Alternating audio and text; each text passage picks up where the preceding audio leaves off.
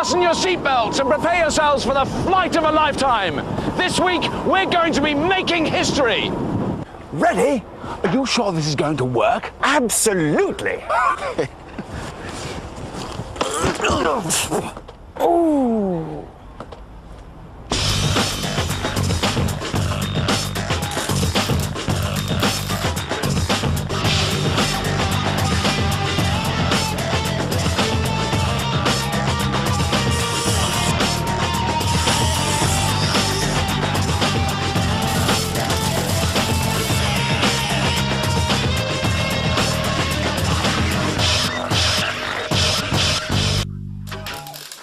Welcome to the most incredible aerial extravaganza ever. And it's all up in the air. It's 100 years since the Wright brothers' first flight, and we thought we'd do something even more daring.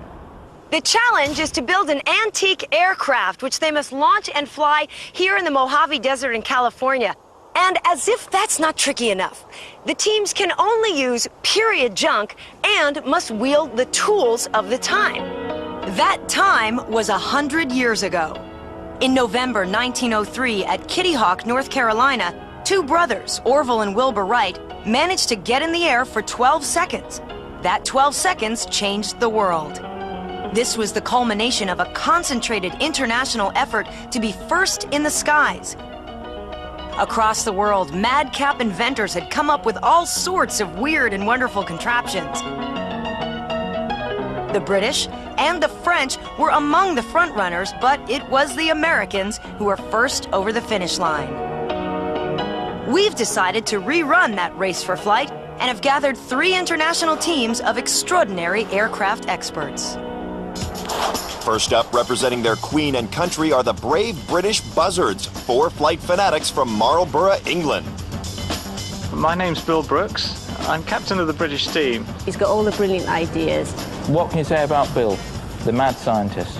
Darren's a very accomplished hang glider pilot. I fly, and I don't quite know why I do it. I think it's genetically pre-programmed. Wendy always rises to any challenge. And I'm going to be the bossy one, because men being men, they tend to faff. My name's Ian Evans. I've had a love of flying since I was knee-high to a grasshopper. I think that he'll keep up a good sense of humour even when things get difficult. We're ready for anything. Also from across the Atlantic, connoisseurs of junk, the French Falcons.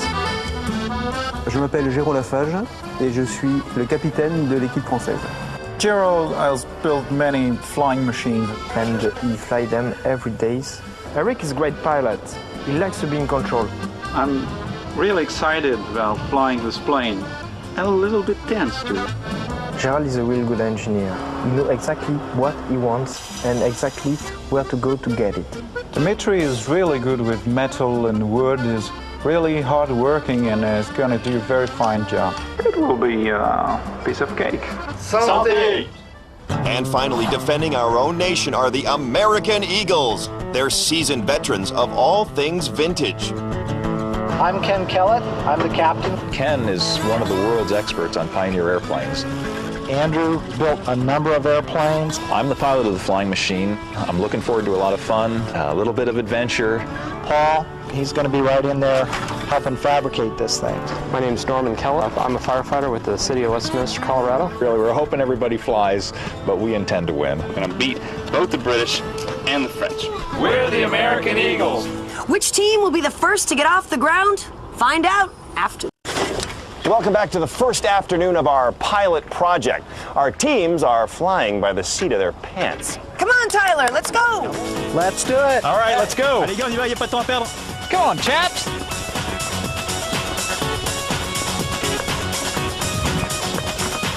Huddle up, teams.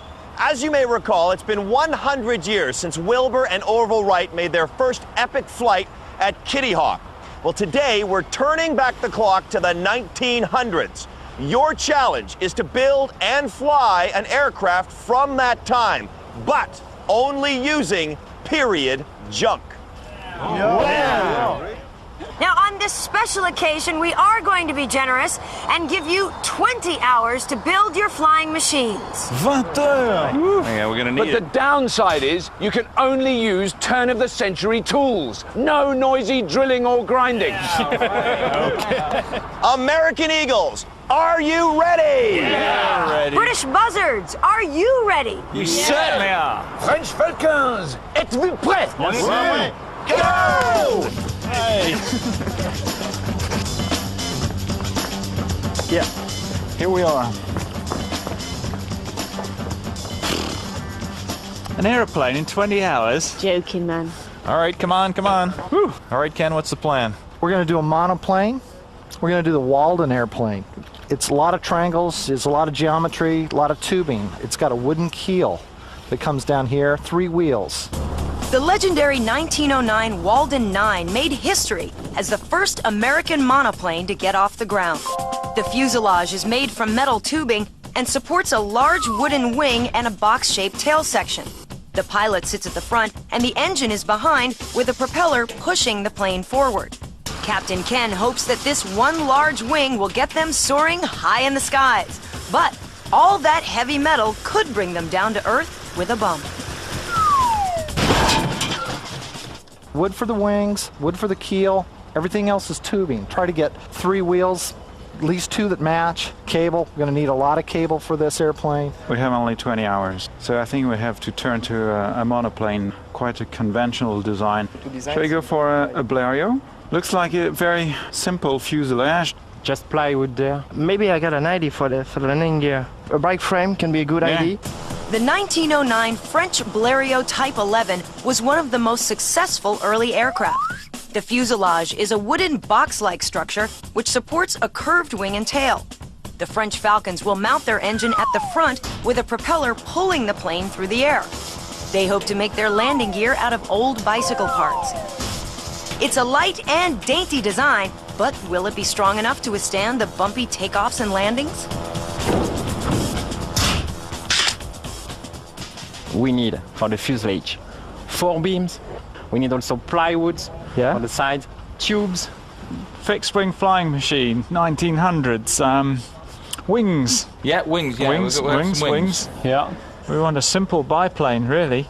We'll add a few bits and we'll have a really crazy-looking tail. 1909 sort of thing. Unlike the other teams, Captain Bill has plundered from more than one design. The Buzzard's hybrid biplane is inspired by the Wright Flyer's double wings, the elegant tail from the 1909 French Antoinette, while the simple frame fuselage comes from deep inside Bill's head. Their construction is all wood, the wings and tail are covered in canvas, and the engine will be mounted at the front. It may look fantastic, but will this bird ever get off the ground? So we got a large shopping list. And we're going to need loads of stuff. Wood, cable, ply, a wheel. Get going. All right, guys, we're going to make history here. Let's do it. All right, let's come go. on. Hit it. Come on, Paul. Now, we are gone. And they're off, pedaling like crazy. Yeah. On y va. Guys, do you think they'll be able to finish in 20 hours? Don't ask me. My watch stopped 100 years ago. The junkyard contains a mixture of the old and the new. Tiens, Dimitri. The teams will have to be judicious in their scavenge. Because we can build... Anything modern will be disallowed. Ken, I found some smaller tubing here. Oh, good. That'll work on the tail. Bring it in. I found a lot of tubing too. Bring it in, bring it in. Da-da-da-da-da-da. Oh, blimey. So, Paul, what are we looking for? We're looking for mild steel tubing. A lot of people don't realize that, but there was steel tubing back then. It's a strange-looking aircraft, that's for sure. Is it gonna fly? Of course it's gonna fly. It's an American design. Hey, I think I found a wheel. One wheel in the trunk. Dimitri, what are you looking for? I'm looking for some wheels for my undercarriage. I need 2 wheels, but very strong. Have you found the wood you need? Not exactly what we need, but we will have to adjust them. Come in, Dan.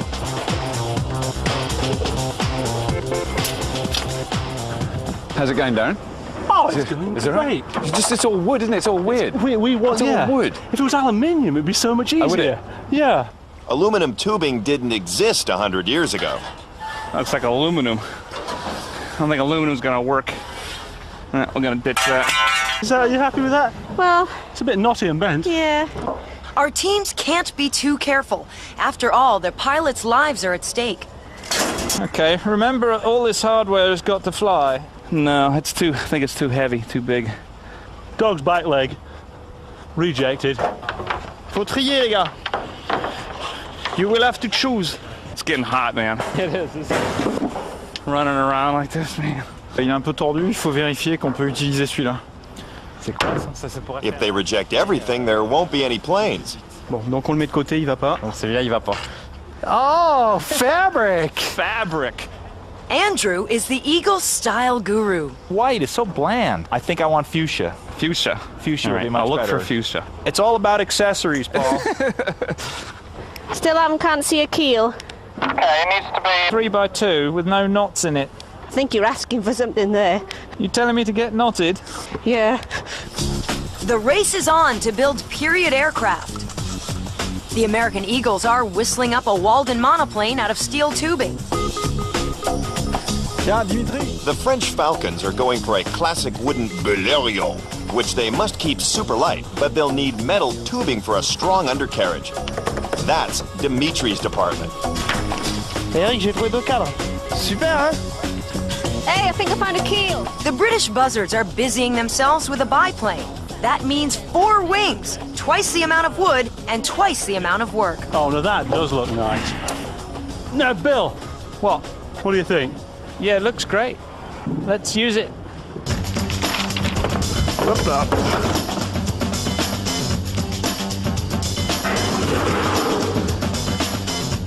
You'd think big bits would be easy to find, wouldn't On you? your bike. C'est bon pour le moral d'avancer. As the parts start materializing, our teams have to tackle turn-of-the-century tools. Blimey. Amazing, they can make anything at all. In the early 1900s, everything was handcrafted, and power tools were primitive. No portable electric drills or saws, and no staple guns. And electric welding hadn't been invented, so Eagle Andrew has to weld the old-fashioned way, using a hot gas flame.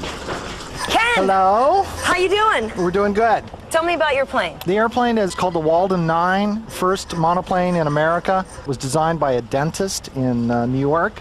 Okay. The guy lived until the 60s. I wouldn't have a lot of faith in that, to be honest with you. He built a good one. Dr. Henry Walden made history in December 1909 when he took to the air in this beautiful machine. Biplanes had been around since 1903, but this was the first American monoplane. Unfortunately, there are no detailed plans, so Captain Ken has only got these old photographs to go on. You're going to see us making a lot of parts. Nothing's going to look like anything for a while, but then all of a sudden it's going to gel and start looking like an Because airplane. your pilot looks extremely happy here. Oh, he's very happy. It's a lot of nails. Wow. But the original Blériot plane would have been built like this with pins and glue and Yeah, sure. same system. Yeah, exactly that's the same way. I take it that this drawing up here is the plan of your airplane. Yes, it should look like this. Just one wing. Yeah, it's a monoplane. And it has some kind of wires that hold that in place. Oh yes, no wire, no way. The Blériot 11 was Frenchman Louis Blériot's hugely successful monoplane. On the 18th of January 1909, he made the first flight across the English Channel. His success had future pilots putting in orders for a Blériot 11 of their own. Overnight, he became the first large-scale airplane manufacturer. The plane was not only a commercial success, it also went on to win many competitions, including the Paris to Madrid air race. In 1912, air ace Adolphe Pégu became the first person to loop the loop. He was a national hero. And so who's going to fly? Have you decided who will fly? You will be flying. I'm the guy. He's the pilot. And are you okay? You're okay with this? Is it good? Impeccable. It's perfect. It's perfect. Oh, good. Up to now, it's perfect. And 20 hours, 20 heures. C'est court. C'est dur, n'est-ce pas? It will be very tight. Yeah. Et il faut... Très dur. Oui. So, when was the last time you got to do any planing? Gosh, it's archaic. Well, it is, but it's a beautifully efficient tool. So the design, where does it come from? Comes from all over the place, really. It's a biplane because that gives you a very strong and light structure. Captain Bill has picked some of the strongest design features of the time. The wings are inspired by the Wright brothers' 1912 biplane, a direct descendant of the first Wright Flyer from 1903. The tail comes from the beautiful 1909 French Antoinette monoplane. Whether Bill will succeed in fusing the best of both worlds is still in doubt. After all, unlike the Antoinette, his design has yet to take to the skies. Laying the parts out in 3 dimensions, I'm getting a little bit concerned about weight. Darren keeps telling me I'm building a bomber, you know, so... Is it gonna fly? It's a heck of a lot of airplane to build in this time. I really don't think it's been done before. Can you do it? Well, it'll be something of a record if we do. Look at a map. In case we get lost in the junkyard. The American Eagles are going off course. You should see the beautiful view from here. Paul seems more interested in touchdown than takeoff. Go along here with welding goggles. No such frivolity for the French. They're focused on their fuselage. On l'allonge par terre.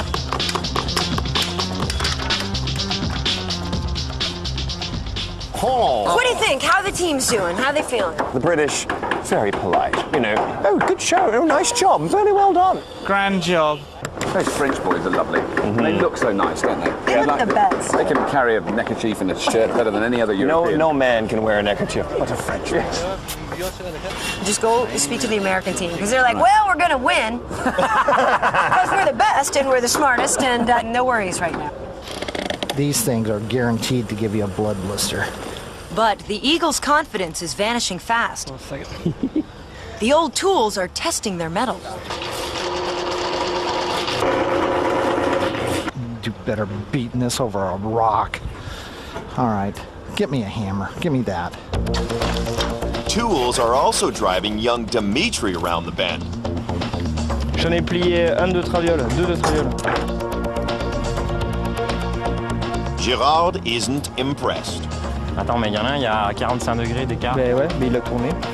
Dimitri's twisted pipes are also trying his captain's patience. Là, c'est le point où on n'a pas droit à l'erreur, donc... It's back to the floor for the young gun. Buzzard's Captain Bill is the brains behind his team, but genius always comes at a price. Wendy? What? I've started faffing. No time for faffing. Oh, sorry. Inventors have the reputation of being eccentric, and our judge is no exception. He built his first glider while still at school, and from then on, it was downhill all the way. Among his many achievements is a patent for a revolutionary hang glider mechanism. And he was the first person to fly an ultralight across Lake Erie. Well, this is someplace, isn't it? Chuck Sluzarczyk is a modern-day aviation pioneer. So, Chuck, when did you first sort of really get involved in flying and the whole, was it a childhood thing? Oh, yes. My father was a pilot, right. And so I started playing with airplanes when I was in diapers. This is a pretty tall order, though, asking these guys to build these in 20 hours. Very tall order. This is almost an impossible task. It's like trying to build the Great Wall of China in 2 weeks. Now, the American Eagle's design is rather unusual. They took a very obscure American design, which, quite frankly, I would have never done. The funny thing was I knew the guy that designed it, Dr. Henry Walden. I had the opportunity to have a conversation with him on the phone. He sent me letters and photographs of his design, and that's when I first learned about the airplane. Right. And the American Eagles are to be handed a badge for courage, because it's going to be a touchy airplane to fly. And now what about the French Falcons? The Blériot is probably one of the most famous French designs out there. Frankly, I would have built that myself if I was on the French team. And what about now the British Buzzards, the only team that are going for a biplane? The British design is the only one that doesn't have a recognizable look about it. There's things that were taken a bit here and a bit there and put them together. Botched together in a true British fashion. Oh yes, well this is what the show's about, isn't it? Botching things together. Who's your money on at the moment then? It's going to be a function of how fast they can get them built. My hope is that these magnificent men and their flying machines go uppity up instead of down down. I'm on a cold streak here, man. If they're going to go uppity up, the American Eagles will need a propeller. I'm finding squat. Yes, I think we should swap. Yeah. What, you don't like it? International trade negotiations are preoccupying the Europeans. The French may have something the British want. Okay. I think what we need is one that's bigger than me. The heavier British biplane needs a longer propeller than the French Falcon's lighter monoplane. Yeah. We swap, okay. You take this one. Do you need any cloth? I know that. Now that the British have got their prop, they can start spreading their wings. Wendy's cutting out wooden ribs. These will form a skeleton which they'll cover with fabric. And with 4 wings to make, there are going to be no spare ribs. So how many of these have I got to make? About 32. You got to be kidding. Hey, won't it look great? It's going to look absolutely wicked. Will the buzzards, falcons, or eagles ever spread their wings? Stay with us and find out. Welcome back to Junkyard Wars, where the only thing flying is time. Get out of the way. The race is on to build period aircraft. The American Eagles are whistling up a Walden monoplane out of steel tubing. The French Falcons are going for a classic wooden Blériot, which they must keep super light, but they'll need metal tubing for a strong undercarriage. That's Dimitri's department. Eric, j'ai trouvé 2 cadres. Super, hein? Hey, I think I found a keel. The British buzzards are busying themselves with a biplane.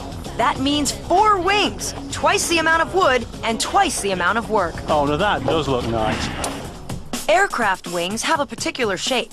When air flows over the wing, it breaks into 2 airstreams. The air moving over it moves faster than the air moving under it. The faster the air, the lower the pressure, so the air above has less pressure than the slower moving air below. That imbalance of pressure creates a lifting force on the wing that literally sucks the airplane off the ground. But the teams will be going nowhere without some sort of power source.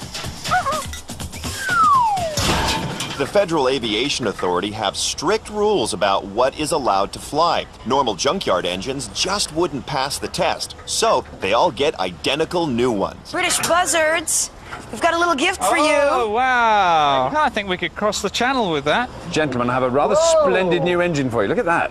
Wow. I come bearing gifts. Bonjour. Wow. Sympathique. Superbe ça. Ah ouais. Wow. Are you sure it's going to fly? Yeah, I'm quite sure it will fly. The only major concern is that I have to make kiss landings just to make sure that the undercarriage will last. A kiss landing, what is that? Just, you know, kissing the ground, but not too hard. Just a light little... Yeah, that's it. Just very French. It's very French. What do you think is the biggest challenge so far? C'est vraiment de faire 120 heures. Généralement, une construction comme ça prend 6 mois. Donc le challenge, c'est de savoir exactement, d'avoir dans notre tête bien le schéma de ce que l'on veut faire et ne pas perdre de temps. You've had experience of building unusual airplanes before that actually fly? Yeah, the Wright brothers airplane. Oh, right. You built one? I built and flew the 1903. What was it like to fly? Awful. Was it? Captain Ken's claim to fame is that he's the only person in modern times to have flown a true 1903 Wright Flyer. Not only that, he actually built the replica himself. As his first attempt in the 1970s demonstrates, it's not the easiest plane to get off the ground. How long did it actually take you to build the Wright Flyer? Do you know how many hours you spent doing it? All I have is like a good guess. I think we spent around 3,500 hours building the airplane. I mean, that's a lot of hours. Yeah.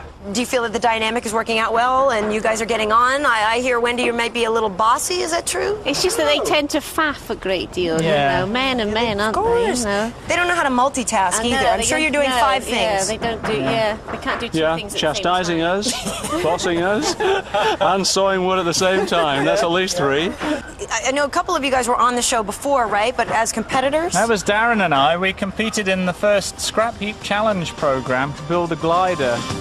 Darren's hang glider was terrifying to fly, but at least it was a tried and tested design. Take up slack. Wacky Captain Bill, on the other hand, came up with one of the most ludicrous flying machines ever seen. And he certainly came down with a bump. It's easy to get complacent. You turn out big bits of structure like this and you think you've done it. But the devil is in the detail with these. Roll up, 16 hours remaining, 16 heures seulement, merci, 16 hours. Holy cow. The eagle's nest is looking frighteningly empty. Well, I wanted to drill these first and then stick this in here and then drill this one so it all lines up. But at last, they've commenced their assembly. Amazingly, this bit of scaffolding will be the rudder for the tail of their plane. Sweet. Sweet, look at that. All right. Okay, you guys passed the test. All right. They've got another 149 components to go, but Captain Ken's still a stickler for accuracy. And you need to rotate that around so it faces this way. The French Falcons are also focusing on their tail. It's a precision operation. But Dimitri's using brute force to battle with the undercarriage. Eh Eric, t'avais raison. Hein. Quoi? Celui-là, en tapant, il a pété. Tu démontes, tu remets un patch ici, et le même là, et tu contreperces. Ah, the hot-headedness of youth. Put on the circular saw. Yeah, The British are also getting carried away. Captain Bill is marking up the wooden beams for their wings, and Ian's in charge of cutting them. They're different lengths. Can't be. I think you've cut at the hole position. Or what? Bodger Bill's inspired. Don't worry, lad. I feel a shortening of the span coming on.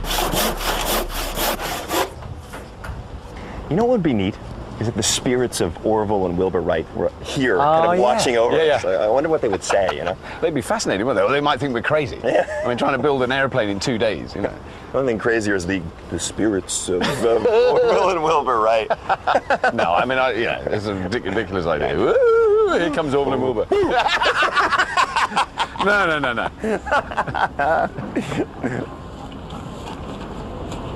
Do you know what I think, Orville? What's that, Wilbur? These young fellas in there, they're plumb cooking. What are they trying to do? Build the airplane in 2 days and it's going to fly. That can't be done. No way. How long did it take us to do it? It took us years. Things are going to start hopping. Okay, we've got... Eagles Captain Ken isn't impressed with his team's progress. What we're going to do is we're going to put together the center section. Andrew and I are going to focus on the pilot's position. His team are still confused about what they're supposed to be doing. See, it's going to go together real quick, so don't anybody sweat it. We're ahead of the game, I think, on this thing. And what game is that, Ken? Ça me plaît pas beaucoup tout ça. The Falcons are not impressed with Dimitri's undercarriage. He's certainly no lightweight. Ouais, c'est trop gros, tout ça, c'est trop gros. Ouais. Taskmaster Girard shows him how it's done.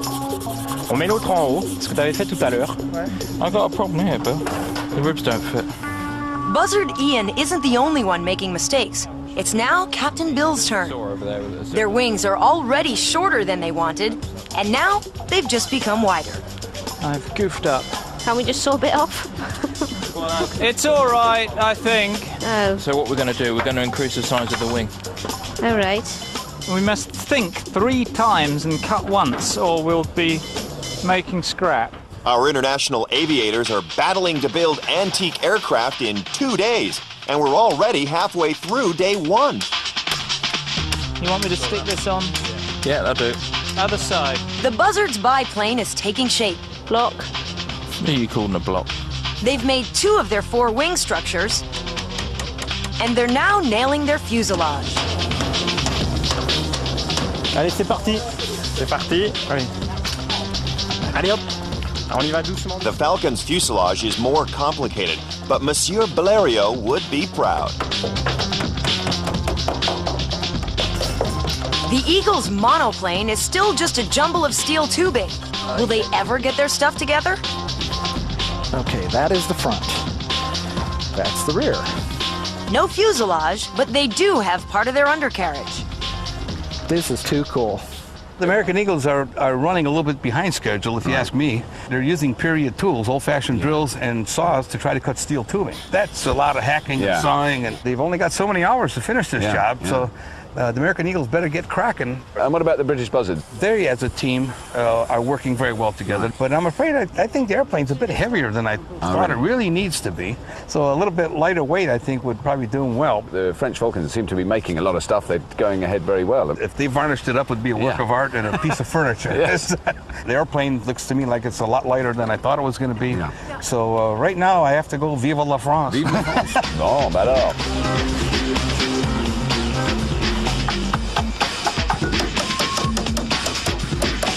If you could help us visualize, this is obviously the front. Well, the pilot will be in between these two frames. You can see the bottom of these two frames here. And the wings will come from the top of the fuselage. Okay. Here, this way. The main part of the Falcon's Blériot is their wooden box-like fuselage. They'll build two wings out of wooden frames, cover them with fabric, and bolt them onto either side. Then they'll attach wire bracing to a steel central tower, which will also support their undercarriage. The engine and propeller will be at the front of the aircraft to pull them along. But they've got to get cracking if they're going to get finished. We are tired with my friends. We are very tired. It's very, very hard and very, very hot. We have so many things to do that it can become a mountain. I'm trying to get up to speed with what you're all doing now. There's definitely wings there. A couple of wings. And are they top or bottom wings? These are tops. Have you got it right? Here's doing bottoms. And this is half the fuselage? This is half. That looks no. That's all the fuselage. Oh, I see. It looks kind of heavy and solid. The widest bit of the fuselage is Bill. The British Buzzard's fuselage is just a thin wooden frame with an engine and propeller at one end and a large tail at the other. Most of their strength is in the four wings made from wood and covered with fabric. These wings should form a sturdy box-shaped structure that should keep the whole thing rigid. After all, it's only glued together. What else do you reckon you'll do today before the end of today? Well, we really want to get all our structures together and the glue hardening overnight is our aim, and it looks to me like it's going to happen. Bring me up to speed. Where are we right now? We need to get our center part assembled. This is our center keel, and then the wheels go here, which are those double pipe things there. Okay. And the front wheel goes in there. Once we get our center section spars drilled, we put the center section on, and then it's like a big Tinker Toy set. The problem is, airplane doesn't have a true fuselage, and so you come in here expecting to see a fuselage, you're not going to see it. Right. The Eagles plan to join up their steel tubes to form a center section, which will also be their undercarriage. They'll have a network of cables radiating from this central tower, which should keep their wooden fabric-covered wings rigid. In front of the pilot will be an elevator, and behind him will be the engine and propeller. It's a complicated plan, and it still remains a figment of Captain Ken's imagination. Now, what's it like being, pushed around by the big man? Ken's getting a little testy, but, it's just the way he always is. He's always kind of been out there. He's kind of the artsy one, right? I'm like the motorhead, and he's like, always figuring stuff out, and I wouldn't have the foggiest idea where to start on one of these things. Teams, you have 12 hours remaining. 12 heures seulement. 12 hours. Thank you. Young Falcon Dimitri is still wrestling with his undercarriage. Ça, c'est nickel. Ça, c'est top. At last, Girard is satisfied. Ah ouais, ça, super. The Americans are preparing their rudder and tail section. We're going to hold it, we're going to square it, we're going to, and you're going to weld it, okay? All right. Captain Ken may still have problems communicating, but it's an impressive bit of teamwork. All right, that should be enough to hold it once it cools. And by. That's perfect. Good. Buzzard Ian is laying out their third and fourth wings. Captain Bill is checking measurements to the smallest fraction of an inch. This one wants to be 300. They can't afford any more miscalculations. What a good job we spotted that. Once they stick it all together, there'll be no turning back. Are you nearly going to be ready for gluing? With my limited knowledge of aviation, I would imagine one of the basic prerequisites is wings. And I've only really seen sort of wings. With the British buzzards, I've not seen any sign of anything remotely resembling a wing anywhere else. Frankly, I'm nervous that without seeing more wings out there, because there's quite a lot to do yet.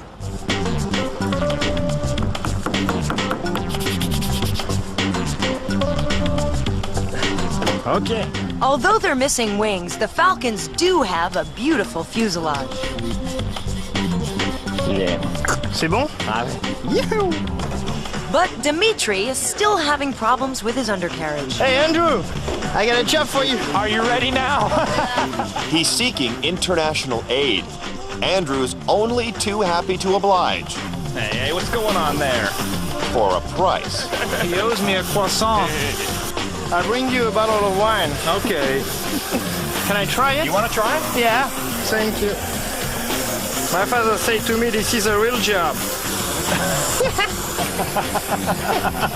All right, go back, get to work. Thank you very much. Thank you, the American team. Time is running out. You have got 11 hours remaining. Ah bon? No worries. That means only 1 hour left today, and the British better get gluing so it can set overnight. Let's stick the whole lot together. Okay, fuselage, fuselage. Go, go, go. Buzzards, buzzards, glue, glue, glue.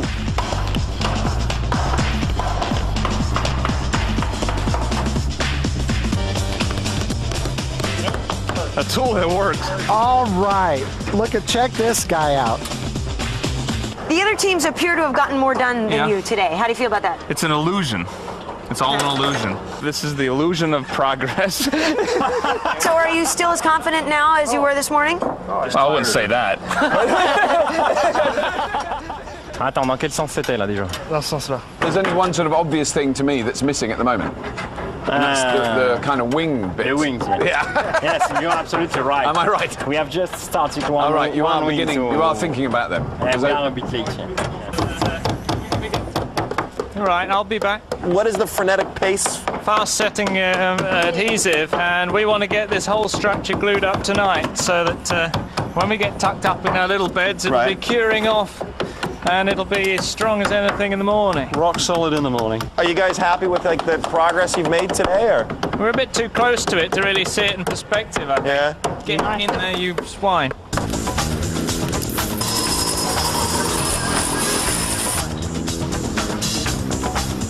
Who would you put your money on? Right now, I hate to say it, but I got to put on the French. The British are doing very well, though, The aren't British they? are doing very well, but I'm going to put my money on the Americans because I just think they'll pull it out the bag. 10 hours would be the end of a normal Junkyard Wars build, but we're only halfway there. Remember, the teams have 2 days. Relax, Bill, relax. Teams! 30 seconds! That's all! 5, 4, 3, 2, 1. Okay, teams, your time is up! Happy New Year! Please put your tools down and come back to Earth. You've got a lot of work to do tomorrow. Very good work, teams. Very good. Et on n'en peut plus. I think we should get some sleep. Not to you. It's not clear. To us, it's perfectly clear. The teams have 10 hours left. Will they get finished? Find out after the break. Welcome to the second day of the build, and everything's going marvelously. Teams are busy, and we're just going for a ride. Start driving, Miss Daisy. Come on. The British, French, and Americans are battling to turn piles of junk into period planes. Par contre, on commence là aujourd'hui. And they only have 10 hours left. Key element today, let's get this center section finished up. All right. All right, let's hit it. Right. That'll be glued up now. So we'll have another big stick up. Yep. Yeah? Stick up, light stick up. More glue. More glue. On va se partager un peu les tâches. Bon, et puis vous bossez sur les ailes, vous, et moi je bosse sur la profondeur. Ça marche. Allez. Nettoyage, c'est parti. The American Eagles are struggling with the copious components that make up their monoplane. Andrew is working on the elevator, while the rest of the team focus on the undercarriage. Eagle-eyed Captain Ken's on the lookout for any mistakes. You guys kind of screwed this cabane up here, this compression. But he's got to take responsibility for this one. You helped me put that on yesterday. Remember how crooked it was going on? He's pointing fingers at me. The French Falcons have almost finished their fuselage. They can now start on their wings. As always, Gerard is chief of quality control. C'est pas mal tout ça. The British Buzzards biplane also has a fuselage.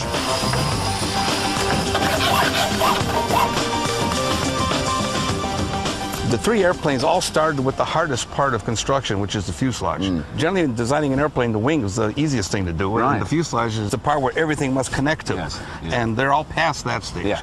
And what about the French Falcons? They're not quite as fast today as they were yesterday, but they've gotten a wing going, so they've got visible means of support for their fuselage.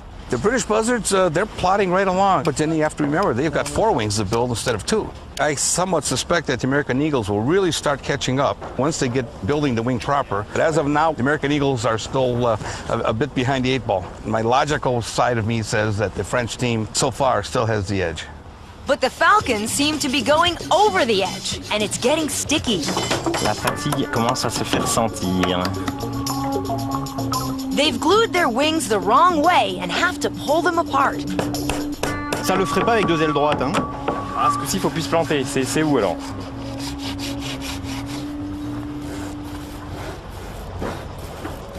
So where are we? Kind of bring me up to speed where we are. The main structures for the wings are done, the tailplane is done, the elevator's done, the rudder's laid out ready for gluing, the fuselage is virtually complete. Yes, we've got the big components, we've still got all the fabricing to do, we've still got all the control systems to make. You know, there's a lot of work in all that. It's the movable surfaces on an airplane's wings and tail which give the pilot control of the plane.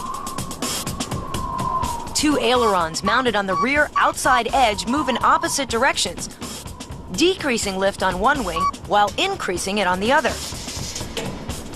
This causes the airplane to roll. The elevator is on the horizontal tail surface and tilts up or down, changing the amount of lift on the tail, bringing the nose up or down. The rudder on the vertical tail fin swivels from side to side, pushing the tail left or right. The pilot usually uses the rudder along with the ailerons to turn the airplane. It seems like things are moving along really nicely, but I imagine there's got to be some things here. Yeah, it's when you're building an aircraft, the main structure can come together very, very quickly.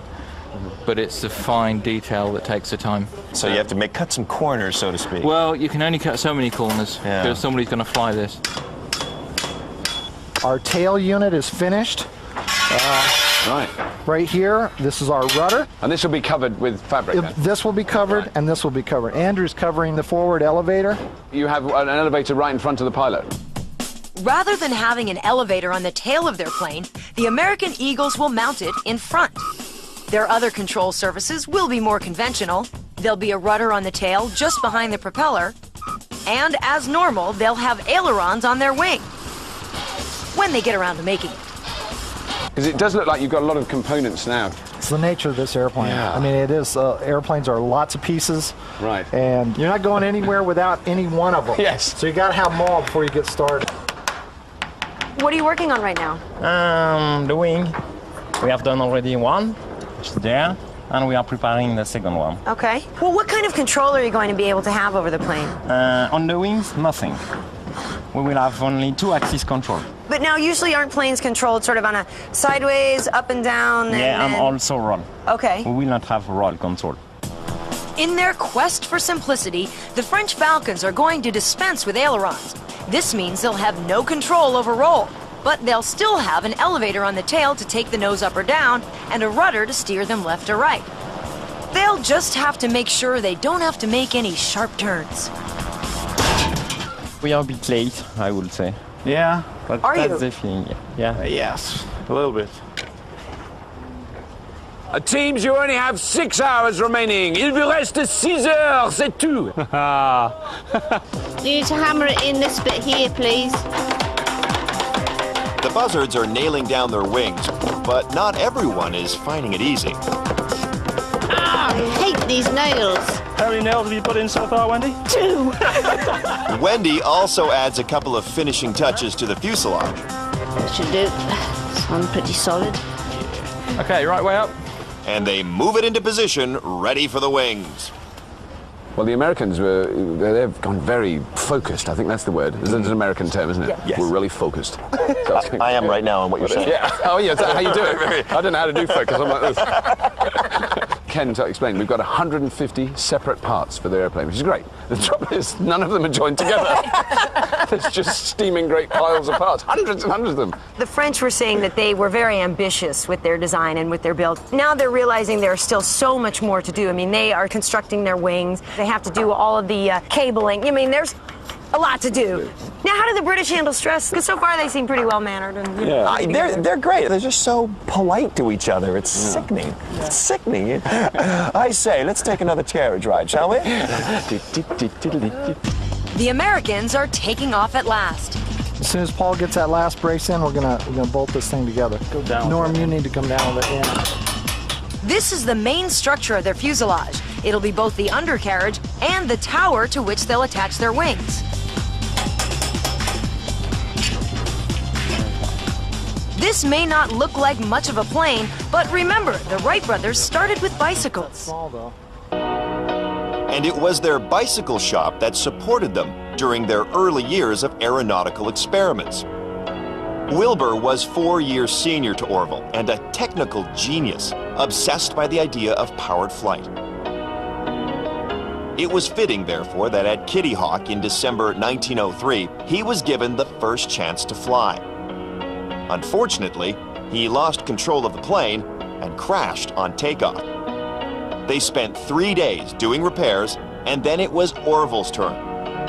He flew for 12 seconds and covered 120 feet.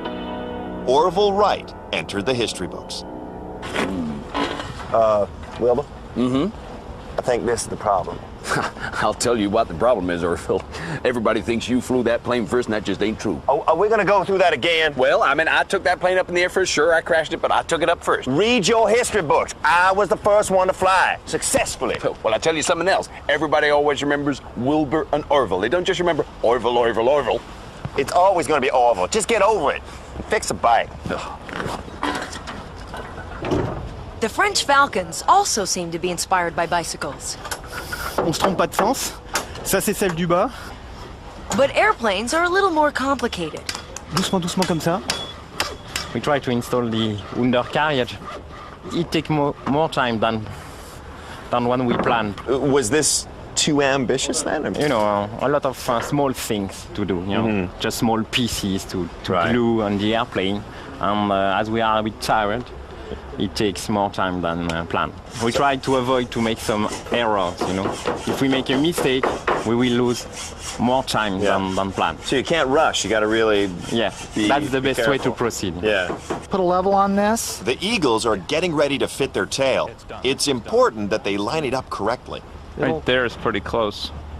It's starting to look more like an airplane. We got the landing gear attached to the center section right here. Right. We have our front keel, which runs underneath the table, and right now we're going to do the tail booms. We're going to make 2 sides.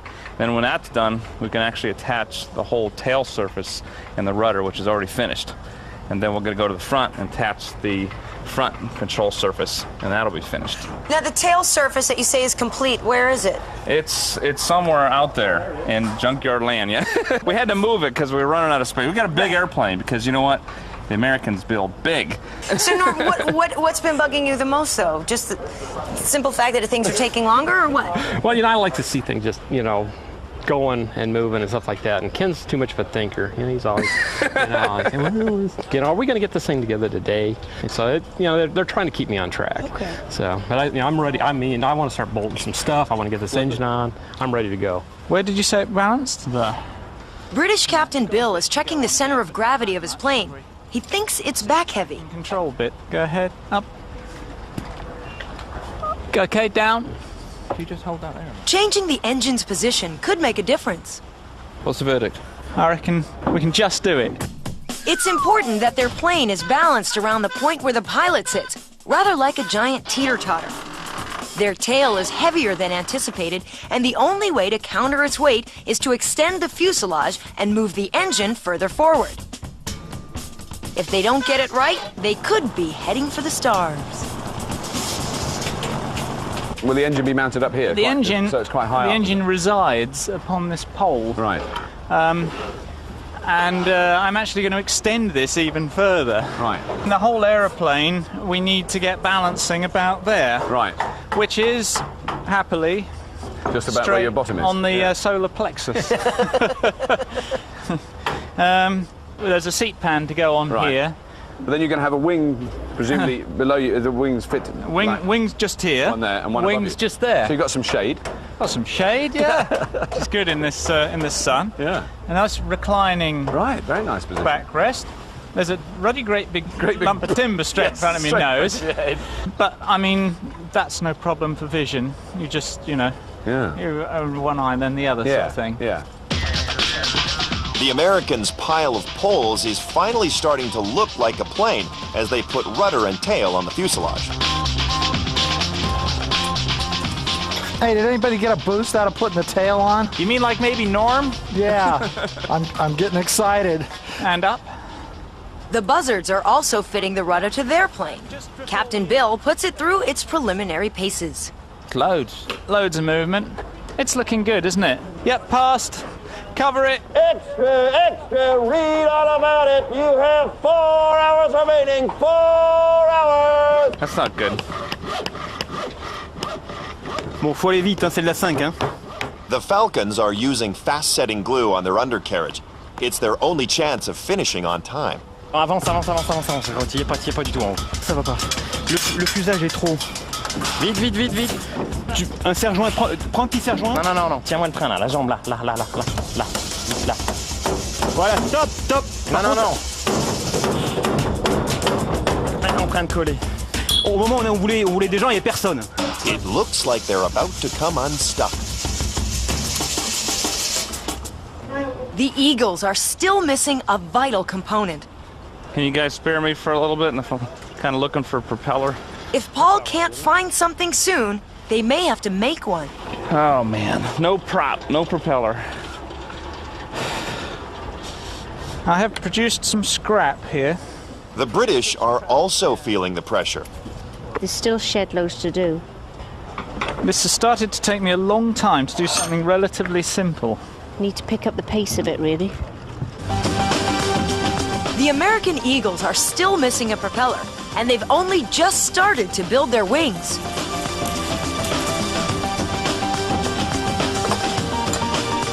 The British buzzards have started covering their first wing, but they've still got 3 more to do. Bill and Darren, can we borrow you for 2 minutes? But I just want you to hold it really tight. Pull it, all of you pull really tight, yeah? Okay, if you stick your corner down. They're using a modern fabric since they don't make cotton like they used to. This is looking wonderful, Ian. I'm glad to hear it. It's exactly the same method as was used 100 years ago. This is a German bomber production line during World War I, where everything was handcrafted. The men worked on the wood, the women did the sewing. No such distinction in our teams. Allez les gars, il est presque. Ouais, là il faut... The French Falcons are also covering their wings. In the old days, they stretched the fabric before they glued it. But modern fabrics just need ironing to make them taut. This is très belle, beautiful. Yes, you must do this all the time. Yes, but if my wife sees that, I'm finished. Oh, really? You will be doing it all the time then? Yes. You do it very well. Your shirts would be beautiful. They're so smooth. The Americans are a long way from covering their wings, and Paul still hasn't found a propeller, but he's brought in cable as consolation. But that's perfect stuff. You've got a lot of cable to rig. Yeah, there's a lot of things that support the wing. You know, there's cables that come down that way, and there's cables that come up from the landing gear. How are things with Captain Ken explaining information? Ken's a jerk. You know, yeah. Frankly, none of us like it. Yeah. I heard that. I didn't want to be the one to say it. But is Ken able to kind of get his vision out to you guys so you can all do your own individual thing? If we can pull this off, Ken is the biggest genius in this junkyard. Tailplane just sits on top of the fuselage and it's bolted in onto the front there. The rudder here, right, is then fixed onto the post at the back. Just the wings to go on then. Yeah, just that. I mean, it's only a plane, and you guys were ambitious enough to build a plane with 4 wings instead of 2 like everybody else. Okay. Whoops. Glove stuck. Very nice. Teams, you have 3 hours remaining. 3 heures seulement. Time for a break. Relax a little bit. On va y arriver. The flighty Falcons are cabling, and after his success with the undercarriage, Dimitri's on a roll.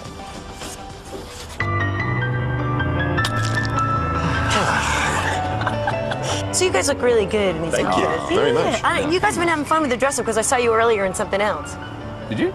Yeah. No, I've been in this one. Yeah, we've had this on, I believe us, all day. No, listen, it wasn't that long ago. It was a couple hours ago. You were over there. You had the thing with the bike and the gun. I mean, you look like you were having fun, but... With the judge or with the team, they haven't done anything else. No, I don't know. What do you think? The junkyard's haunted or something? I don't know. The American Eagles are still missing a propeller, and they've only just started to build their wings.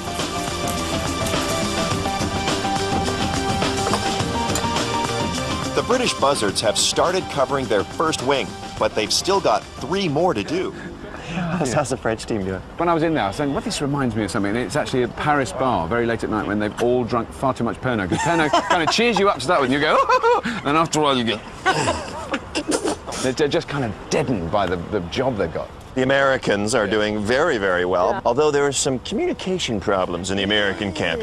Ken doesn't communicate very well. Right. It's all up here. Yeah, it just doesn't come out here. Yeah. You know. The British are very chatty still, but they had the ambition of 4 wings rather than 2. You know, Bill's great big toy is coming together, but they are quite behind. Just mark these plates up wrong. These plates are kind of fundamental because they hold the wings on. There's chaos and confusion in the British workshop as they start to cover the underside of their first wing. Captain Bill is talking the talk. Come on, brain, work. There must be a method in their madness. They soon finish that first wing. Oh, would you look at that? A wing with wires hanging out of it. It's getting there. The Eagles have now started covering. They're catching up fast, but there's still something missing. You know, before it gets any darker, we're losing the light, maybe you ought to go out one last time and see if you can find that prop. All right, yeah. This time, failure's not an option. Ouais, c'est un vrai Picasso, hein? Falcons, Eric and Dimitri are varnishing their first wing. When it dries, it will add strength to the fabric. Girard and Giraud are using bicycle inner tubes for their undercarriage suspension. This should give pilot Eric a smooth ride. Eagle Paul is nearly at the end of his tether. He's been hunting a propeller for almost 2 days. Hey. Now there's a happy man. There we go. Got it. Woo, it's a beauty too. Hey guys. What? Found it. Whoa, look at Paul. Yeah. You're a hero. You have proved your worth. All right, we have our prop. Hey, look at that. We almost have our motor mount. Teams, you have 1 hour remaining. 1 heure seulement. Piece of cake. Keep panicking. Can we afford to drop this? Not really. The buzzards carefully lift their engine to the nose of their biplane. The Falcons are hot on their tail, but their engine won't fit. Ouais, là, on n'est pas du tout, là. Qu'est-ce qui se passe? Où est l'erreur? Et c'est un de ceux-là qui est pas bon. Time for some last-minute budging. The Eagles are also getting power. We got an engine, huh? You ready for wings? I should see the beautiful view from underneath. Paul, go tip to the front. Oh, there it goes. There. There. Perfect. You know, this is going to be really fun to fly. Fly it? Who said anything about flying it? You're going to lift, and I'll guide. The buzzards are getting their wings. Right. Hang on, this one's in. Whoa, whoa, whoa, whoa. Wow, looking good. Hang on, no, stop. Just hang on, just think. It was all going so smoothly, but the ailerons are too long. Captain Bill has a solution. Well, don't worry, we'll just hack it off. Hey, we could put winglets on it. Ouais. Alors, Vous me dites, hein? wow, génial. Well, racket. Ok, c'est bon. The Falcon's wings slot into place perfectly. Ça, c'est la petite. Ça, c'est la moyenne et ça, c'est la grande. Looks good, looks very good. Thanks. So could you paint me a kind of impressionist image of the test day? We're in the desert. There's the three teams lined up, ready to go. The American Eagles airplane will probably lift off the soonest. I think it'll break ground and be flying before anybody's ready. Well, hopefully the pilot will be ready, but he's better be on the ball. And then I think that the French Falcon team will be the second quickest to get off the ground, mainly because it does have that high lift curved airfoil, and it is fairly light. The British Buzzards plane, being that it's a little bit heavier, will probably take off the slowest, but it could also be the fastest aircraft once it gets up and going. So, Chuck, I've got to ask the awful question. I know you don't like it, but who's your money on now? I think the American airplane looks the most like an authentic airplane. Logic out the window, emotion in the door. I'm going with the American team at the moment. Prop! Sorry, slightly port. Whoa, that's it. Okay, slack. 15 minutes, chaps, that's all you've got. Hurry up! Hurry up! Well grips. Well grips, yeah. C'est la bonne... Slowly. Steady. Super. 3, 2, 1. Time is up. Yeah! It's over. British Buzzards' jolly good show. Now it's time for a kip. Americans, the Eagle has landed. Yeah! French Falcon, s'il vous plaît, posez vos outils. C'est la vie, c'est la fini. Well done, chaps. But Andrew, what about actually flying it now? A small amount of nerves, I would imagine. If something's going to happen, it's going to be something you can't plan for. You know, you can think about it all beforehand, and you'll think about it the night before, and you'll think about all that kind of stuff. But when it gets right down to it, it's just going to be, you know, open her up and let's go. Is there anything left in your head now, Ken, that you haven't? Is there anything left in your head now, Ken? So I want to make sure it's completely empty before you take off. As Andrew flies off, I don't need to go, there's one thing left. This is the look of shock and amazement. Wow, it's done. Is it done? Well, it's pretty much there. What about steering? Steering? Ready to go? Okay. In the roll axis, we've got ailerons, and then we've got elevators at the back. It should be a very controllable airplane. This is an airplane. I can't believe it. You've got an airplane Well, here. get your ruddy pilot's license and you fly it. Okay, this looks beautiful. Beautiful, beautiful. Really? Of course. You like it? Yes, and I expected nothing less. Honestly, you guys said you were going to build the sexiest plane, and I think you may have. Here, Very pretty, very pretty. How do you feel about flying?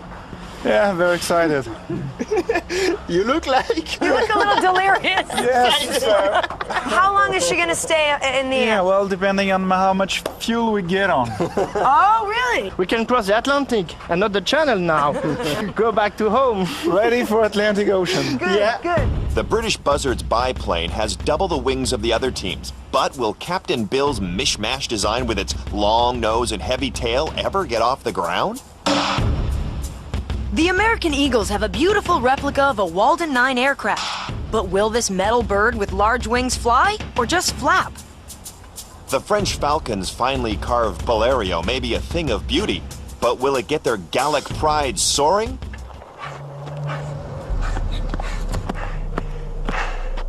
Robert, I thought you said we were flying the planes at a lake. It's a dry lake, Tyler. A dry lake. We've brought our teams to the heart of the Mojave Desert in California. This dry lake bed should provide them with the ideal takeoff conditions, but their fantasies of flight may still prove elusive. There's a lot to do before the planes are ready to fly, but they've only got 2 hours tinkering time before the wind gets up. I think, well, we can. We've got to get the engine finished. Yeah, it is. Their planes must also be inspected by the Federal Aviation Authority. If they're not deemed airworthy, they won't be allowed in the competition. Props locked. Safety is paramount. The teams must check that their engines start and run smoothly. Switches on. Switches on. Contact. Contact. Once in the air, any malfunction could prove fatal. The British may be feeling the wind in their hair, but things aren't quite so breezy for the Americans. Even engine expert Norm seems to be struggling. You call it. You call it, Norm. Too much fuel? I don't know. It makes me nervous.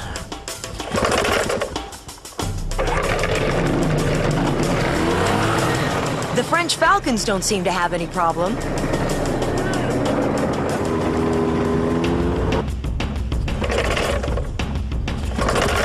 Yeah, win. The Americans swallow their pride and call in British engine wizard Wendy. Yeah, sure. She's their final hope. They've only got a few minutes of tinkering left. Very strange. So we'll just have a go. We have some more electrical connections, please. Okay, try that.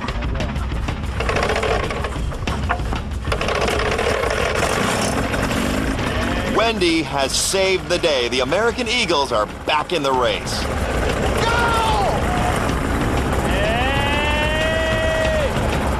That does it. Tinkering time is done. Jero, are you happy? Okay? Everything okay? Bien sûr. On va y aller doucement, on va découvrir petit à petit le comportement de la machine. On va y aller tranquillement pour pas prendre de risques. Jero is our master, our boss, so we take all the steps and verify everything. When you first leave the ground, what are you expecting? How are you expecting this plane to react? After about maybe 10 seconds, I will have a good idea of whether I think it's a flying machine or a brick. And, you know, I'll be able to act accordingly, really. Is this a tricky plane to fly? It could be tricky. There's a very wide range of possibilities with it. One good thing about it is having built the airplane, you become in tune with it. And that's what helped a lot of people. The Wright brothers, some of their airplanes were very unstable and hard to fly, but they knew everything that they did on it, why they did it, and what they expected it to do, and building it helps you to fly it. Bill, David Swan. Oh, hello, David. It's now up to the pilots to convince David Swan, acting for the Federal Aviation Authority, that their planes are fit to fly. Could we walk around the aircraft? Yes, yeah. His decision is final. I understand you had a fuel venting problem earlier, and that's been corrected? Yeah, it was siphoning out of the tank. If any of the planes fail to meet his strict safety criteria, they won't be allowed to take off. Noted your brace wires? Yeah, in two directions, vertical and roughly horizontal. It's all wood and fabric? Yes, it's all wood and fabric. Yeah, we had considered putting additional elevator surface back here, but when we got the front elevator done, the surface is certainly adequate for any pitch control we'll need. Dual tail skids? Right, just to prevent the bottom of the rudder from hitting the ground. Mm-hmm. Well, Bill, you have an interesting design. I want to thank you for taking the time to explain the features to me and let me look at the aircraft. On behalf of the FAA, I'd like to present you with a certificate so you can fly the aircraft. Congratulations. Thank you very much. It's the first time in history that FAA flight certificates have been issued to planes made in 20 hours out of junk.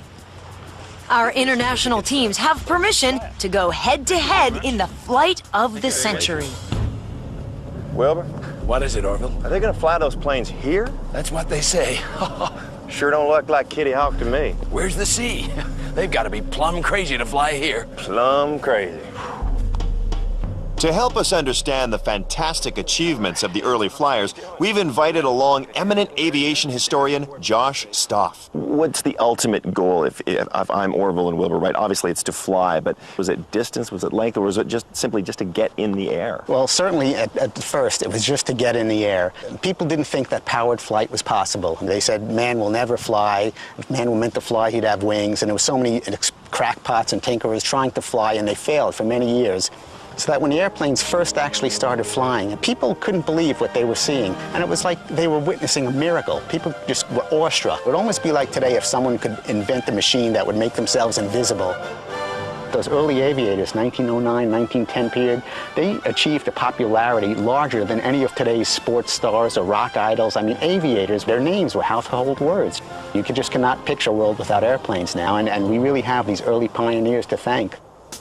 Now it's the judge's turn to give his verdict on the finished aircraft. We'll take a look at it. Whoa, it's unbelievable. This looks just like a 1910 airplane. You know, I just can't wait to see it fly.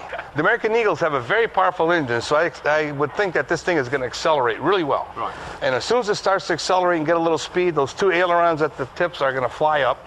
I'm thinking this thing will be off the ground pretty fast. Let's go and have a look at the French Falcon's Monsieur Blériot plane. Oui, oui, monsieur. Oui, oui. Oui, oui. It's like a piece of furniture. Yeah. But it looks so light, this one. I mean, it's such a light construction, isn't it? But wood, in this truss-type construction like this, is actually very rigid. It's very stiff construction. I was a little concerned that they didn't have enough movement in the rudder and the elevator, but it looks like the French Falcons took that all into consideration. And all in all, this looks like an extremely well-proportioned, well-balanced airplane. Do you want to go and have a look at the British plane? Let's have a go. Do you still think this is going to be the slowest to take off? Certainly looks to be the heaviest. It's a little more contemporary looking to me, though, than the other two aircraft. More of a 1920s style airplane. With a different set of wings, it would look very antique-y. I just can't wait to see these things go. We've got three lovely airplanes here that deserve to fly. Yeah. So, Chuck, now you've seen them all. They're all ready to go. Who's your money on now? In all honesty, I think I'm going to have to go with the French. The inspections are over. The planes are ready. Tomorrow we'll see the greatest aviation challenge ever. Sunrise, the Mojave Desert. Our intrepid teams are preparing for one of the most daring aviation challenges ever witnessed.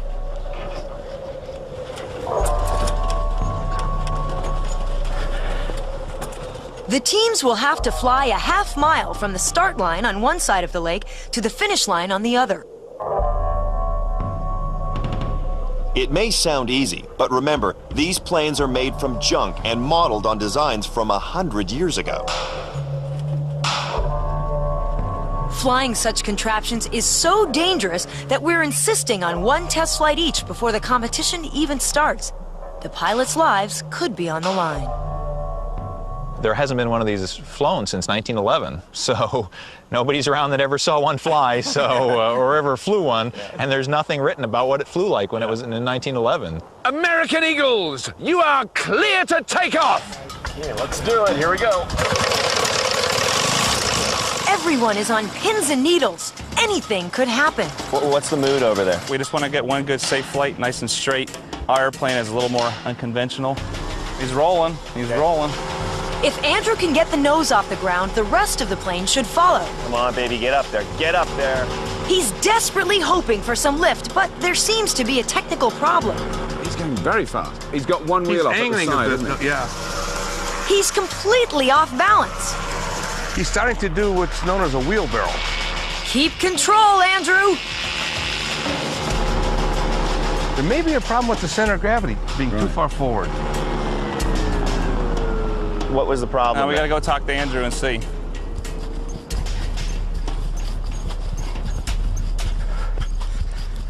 All right, what's happening? I think we need a few adjustments. That was a little bit disappointing, I have to say, because I was really looking forward to seeing that go in the air. So our center of gravity is a little far forward, and so that's not helping us. You know, we're a little disappointed, but it's stuff we can work on and try to make it better, and we'll see what happens. Welcome back to our flight of fantasy, where 3 teams are preparing for a race to the skies. Okay, French Falcons, please get ready to take off. Very confident? Yes, more or less confident. I'm sensing a little bit of trepidation there. Yeah, we are a bit tense anyway. Yeah. Pilot Eric is concentrating on the only thing that matters, his own safety.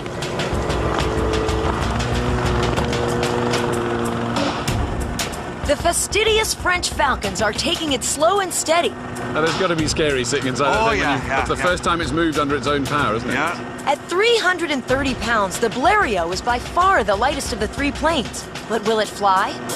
I think everybody's heart rate has just gone up about 3 or 4 notches here. It turns without any difficulty, so all seems to be okay. They're having problems with their balance too. Oh, he's a bit sideways, but he's... He's yawing a bit there, yeah. Isn't he? Okay, correction. Okay. Allez, lève-le. Up. He's in the air. Fantastic. And he's safely down. Okay, right. Okay. Remember, this is only the test flight. He's taking a very technical approach to the first flight. So time to go in and find out what he thinks? I think Eric looks happy. The test has gone quite well so far, yeah. So what were you doing there? Just a little hop to check that the wings were correctly balanced. Très bien, très bien. Nothing to add, you know? I love it. Oh, fantastic. British buzzards, prepare for your first flight. Bill, all systems go. Any last-minute concerns or anything? You get to this stage, we've done all the pre-flight checks, we've prepared everything. I just want to get on with it. It feels like being on a high diving board waiting to go. And all your senses are really sharp and, you know, you're just focused. Switch is on. Contact. Contact. Cocks away. Okay, let's go.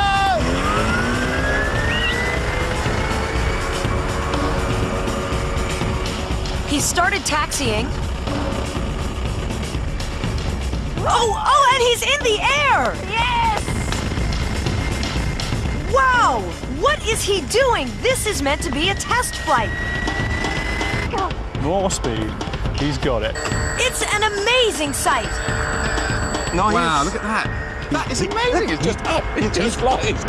Captain Bill is really pushing his luck.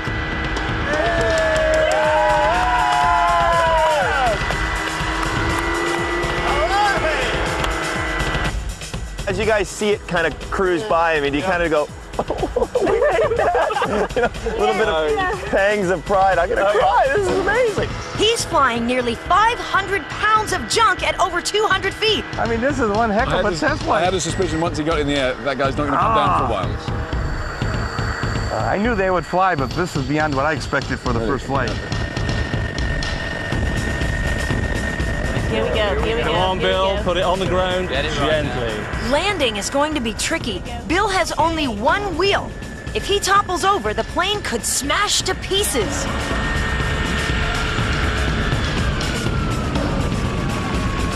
Bravo! Oh, what a beautiful landing. One wheel, beautiful. What a beautiful Oh, wonderful, wonderful.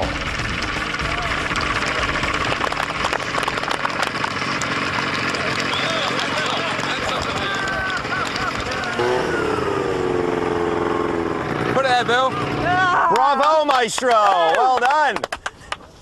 It flies. It flies like a dream. Remember, these were only the test flights. The American Eagles got up to speed, but not off the ground. There's a problem with the balance of their plane. The British buzzards threw caution to the wind and soared to dizzying heights in their brilliant biplane. The French Falcons made one small hop in a technically perfect test run. But disaster has struck. You're looking at this propeller. Yeah. Well, it's dead. Look at this split here. There's a split from here till this point, maybe on both sides. You know, it goes through all along here. So you can't have anything like that, or it's not going to. If you lose a part of that, you go to a crash. Yeah. Unless the Falcons can patch their prop, they won't be allowed to fly. The Americans are determined to beat the competition, but unless they can get their aircraft balanced, it'll be push-off rather than takeoff. They're adding lead weight to their tail. If the French Falcons want to fly again, they must administer first aid to their split propeller. They have to get busy and get cracking on it so the glue has time to dry. But glue alone won't hold it together. The British have come to the rescue. Buzzard Ian is an experienced propeller doctor. It's a delicate operation. In the interest of safety, the judge is insisting that all teams make a second test flight.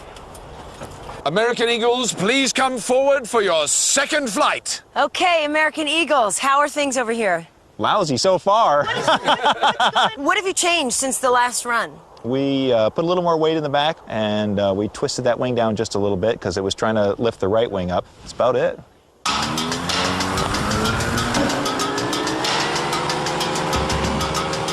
Will the lead weight do the trick? Come on, Andrew.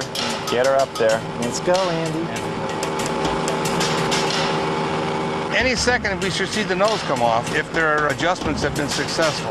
It's got flutter. He's got flutter of something. Whoa, there's a serious problem with their wings. Whoa. Why is that right wing coming up? I was really kind of surprised that I didn't see the nose wheel come Yes, off. I thought that's really what I expected to see. They give you a little scare? They have some more adjusting to do if they're going to get this thing off the ground. Andrew. Yes. What happened out there? I don't think the front nose wheel ever came off the ground. Frustrated? A little bit, yeah. Now you've had two goes at it. What needs to be done to get this plane? I don't know. We all scratch our heads and try to think of something. French Falcons, please move forward for your second flight. French Falcons, ça va? Falcon's pilot Eric knows his propeller will be spinning at 5,500 revolutions per minute.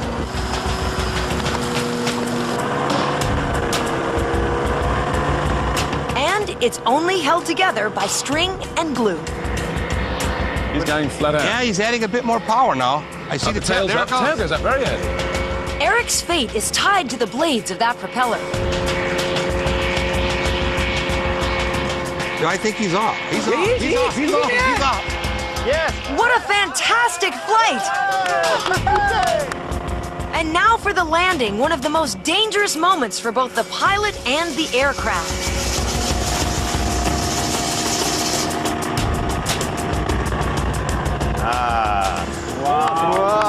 Très bien, très bien. Very nice landing. Very nice landing. On his second test run, Eric stayed in the air for an amazing 25 seconds.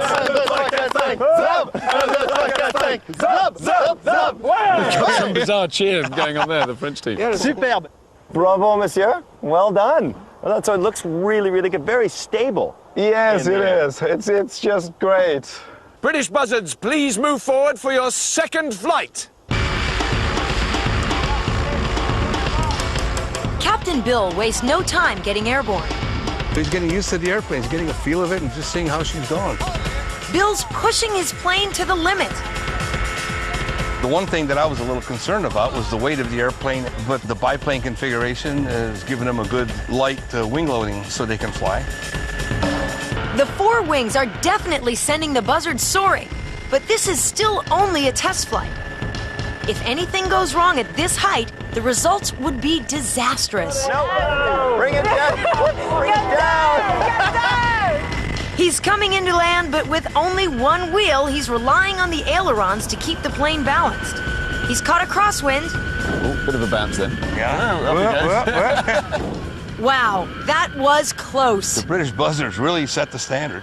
The French Falcons are running a very close second. And the American Eagle team has got some ground to gain. The test flights are over. Next, the real challenge. Captain Bill may be Lord of the Skies, but will his one-wheeled biplane hold together for one more flight? The French Falcons have a beautifully trimmed plane, but their propeller is only held together with string and glue. The American Eagles have yet to get their three wheels off the ground. But Captain Ken is hoping they've finally got their plane balanced. It's not over till it's over. The test flights are over. It's race time. The course will be a half-mile run from the red start line on one side of the lake to a red finish line on the other. The winner will be The pilot who lands and comes to a full stop closest to this red line. If no pilot gets near the red line, the winner will be the team with the longest time in the air.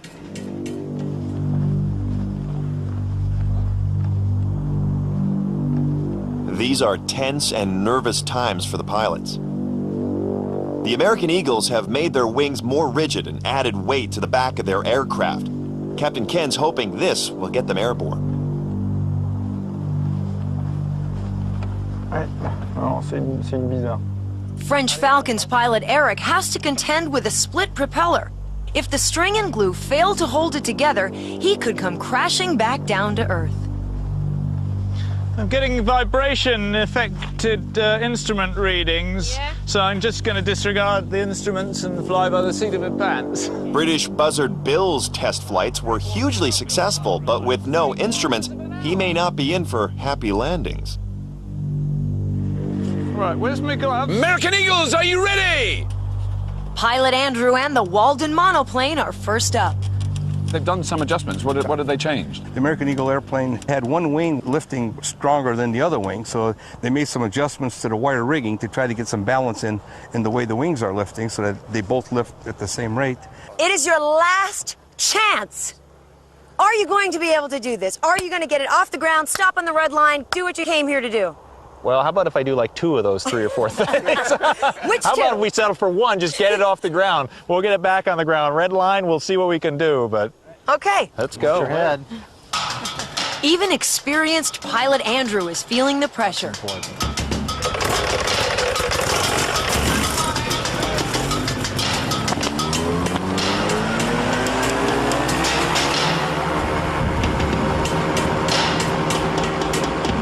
Looking good.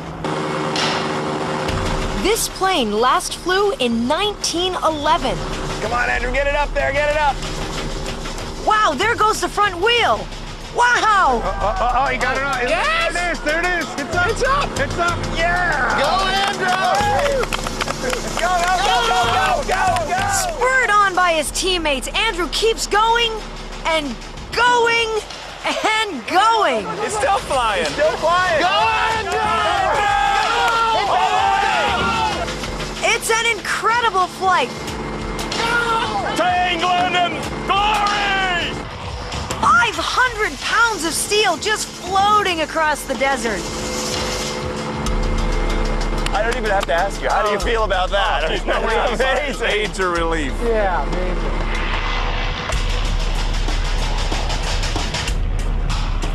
Well, that's quite a long flight. That's a long flight. He's landing nowhere near the red line, but he flew for a record 1 minute 4 seconds. I'm getting pretty discouraged there, but things are looking a little better now. Yeah. A triumphant Andrew taxis back to the start line. Stop! Can't stop. Yeah. Yeah! Andrew, well done, sir. Thank you. How did it fly? How did it It sucks. That's the 96 different type of airplane I've flown, and it's probably the worst flying one of the bunch. What about the red line? The elevator, as it moves up and down, it blocks a lot of your forward view. You know, you can see the mountains up above and stuff right in front of you, but you can't see much, you know, in your normal field of vision. So I was just like, well, I'm just going to keep going then as long as I can. It was an incredibly successful first flight, making the Americans the ones to beat.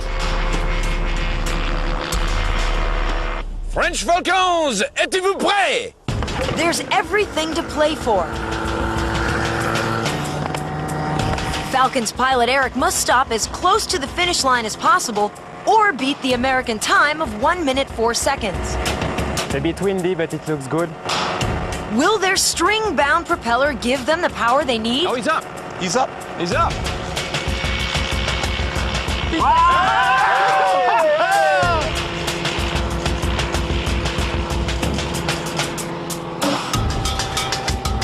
Back down. Oh, he landed Puff right. of dust there. Little puff of dust.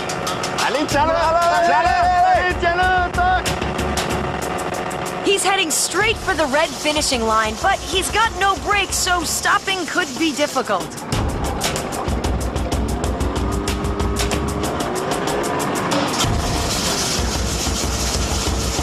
He's just over the line. Brilliant!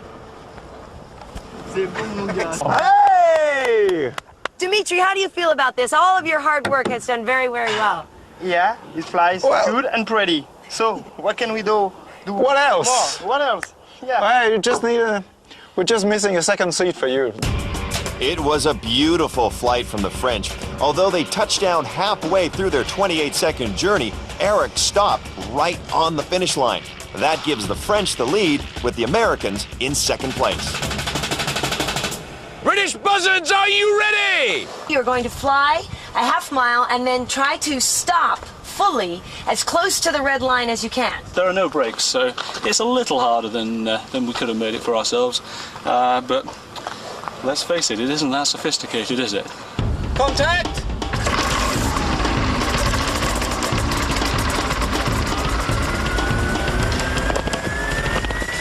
British pride is at stake. The French have already got their tail on the red line, and Bill's going to have to do better than that. Welcome back, where it's still up and down in our race to the finish.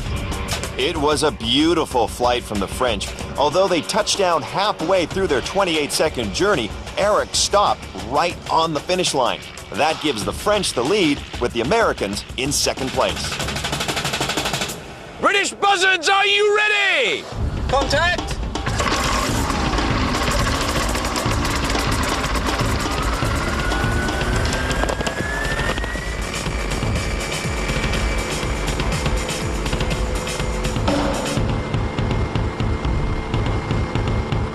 It just flies right up. It climbs really well, doesn't it? That's the highest he's been to date, I think. The buzzard's one-wheeled wonder soars again to dizzying heights. It's steady as a rock. Effortless, isn't it? Yeah. Appears he's coming back around here. He's going to head for the red ribbon. Which is quite hard because he's got no brakes, has he? No, he's got to judge it pretty good. It's going to be very good judgment. It's all down to Bill landing safely and coming to a dead stop at the red line. Wow! Keep going. Come on, come on, come on, come on, come on, come on. Right onto the line. That was onto the line. Well done. Very nice. Amazing, you nailed the red line. Indeed. Bill, bravo, bravo. I couldn't have done it without these splendid people. So, the American Eagles never saw the finish line, but flew for an incredible 1 minute 4 seconds. The French Falcons stopped on the finish line, but touched down halfway through their 28-second flight. And the British buzzards pinned the finish line with their nose wheel and flew for an astounding 2 minutes and 40 seconds. So, over to the judge for the official verdict. I have to declare the British buzzards are the winners. Are the winners. Are the winners. All the hard work that you guys have all put in, I mean, see that it works. This is what makes it all worthwhile. Yeah. It's a lovely little airplane. It is. I mean, look at built it in 2 days. your smile, everything. Yeah. It's fabulous. Does it give you a nice sense of perspective of what maybe the Wright brothers and early airplane people went through? Absolutely. Trying to put these things and that's together? why we do this. And like I say, this is what Paul and Ken and I do for a living. We want to experience what they experience. And now I have a greater appreciation when I read a history book now and they talk about flying these things. I'll know a lot more about what they mean than I did before. Moi, je dirais qu'on a un tout petit peu revécu l'époque, cette époque qui est pour nous l'histoire, l'époque des pionniers. On a un tout petit peu goûté à ça et pour nous c'était un rêve. Ladies and gentlemen, after the most fantastic day of aeronautic engineering bravery and skill, please first of all, the American Eagles for the most authentic historical plane. And now the team who made the most beautiful airplane anyone has ever made in 20 hours, the French Falcons! And now last, but by no means least, the high-flying British buzzards! Pilot extraordinaire, Bill. I have this for you, sir. Champagne. And this, Bill, is to prove that the British buzzards are the winners!